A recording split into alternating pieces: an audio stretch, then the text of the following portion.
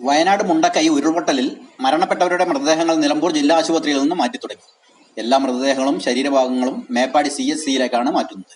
ഉച്ചയ്ക്ക് 12 മണിയോടെയാണ് മൃതദേഹങ്ങൾ ആംബുലൻസിൽ കയറ്റി തുടങ്ങിയത്. മൃതദേഹങ്ങൾ ബന്ധുക്കൾക്ക് തിരിച്ചറിയാനുള്ള സൗകര്യം പരിഗണിച്ചാണ് എല്ലാ മൃതദേഹങ്ങളും ഉടൻ വയനാട്ടിലെത്തിക്കാൻ അധികൃതർ തീരുമാനിച്ചത്. പോസ്റ്റ്മോർട്ടം നടപടികൾ പൂർത്തീകരിച്ച മൃതദേഹങ്ങളും ശരീരഭാഗങ്ങളും ഫ്രീസറിലാക്കിയാണ് കൊണ്ടുപോകുന്നത്. ഇതിനാവശ്യമുള്ള ആംബുലൻസുകളും ജില്ലാ ആശുപത്രിയിൽ എത്തിച്ചിട്ടുണ്ട്. മൃതദേഹങ്ങളുള്ള 15 ആംബുലൻസുകൾ ഒന്നിച്ചാണ് വയനാട്ടിലേക്ക് തിരിക്കുന്നത്. ഓരോ ആംബുലൻസുകളും 2-ൽ കുറയാത്ത സന്നദ്ധ വളണ്ടിയർമാരുണ്ടാകും. ഒരു CI, ഒരു SI ഉൾപ്പെടെ പോലീസ് എസ്കോർട്ട് വാഹനവും കൂടെ പോകുന്നുണ്ട്. ഇന്ന് ഇതുവരെയായി വയനാട് മുണ്ടക്കൈ ഉരുൾപൊട്ടലിൽ എല്ലാ മൃതദേഹങ്ങളും ശരീരഭാഗങ്ങളും മേപ്പാടി CHCയിലേക്കാണ് മാറ്റുന്നത്. ഇന്ന് ഉച്ചയ്ക്ക് 12:30 വരെ 11 മൃതദേഹങ്ങളും 4 ശരീരഭാഗങ്ങളുമാണ് ജില്ലാ ആശുപത്രിയിൽ എത്തിയത്. 2 ദിവസത്തിനുള്ളിൽ 43 മൃതദേഹങ്ങളും 29 ശരീരഭാഗങ്ങളും ലഭിച്ചു. 3 മൃതദേഹങ്ങളാണ് തിരിച്ചറിഞ്ഞതായി സ്ഥിരീകരിച്ചത്. ഇതിൽ 2 കുട്ടികളുടെ മൃതദേഹം ഇന്നലെ രാത്രിയോടെ തന്നെ കൊണ്ടുപോയി. Malappuram live voice, Nilambur.